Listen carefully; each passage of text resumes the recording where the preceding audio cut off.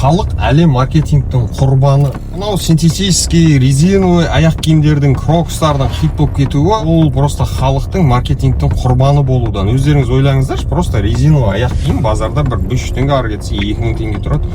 Бірақ дәл сондай крокс 30 мың, 40 мың теңге тұрады. Айтайын дегенім, халық әлі маркетингтің құрбаны.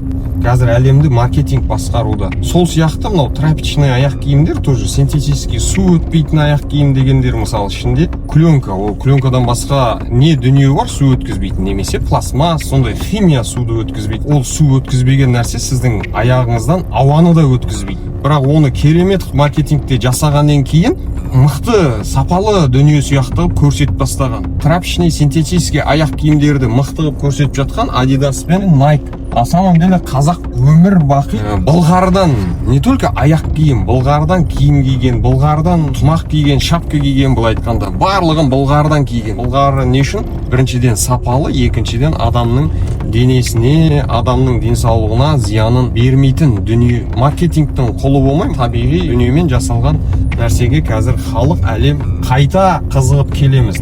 Осыдан 20 жыл бұрын мысалы Ролтон, Биг Бон, майонездер шығып жатқанда керемет дүниедей дәміне қызығып керемет жедік. Ал қазір оны жастар да үлкендер де жемеуге тырысып жатыр және оның зиянын түсініп жатыр. Сол себептен киім мәселесінде де осындайға келуіміз керек. Біз табиғи дүниеге көз жеткізуіміз керек.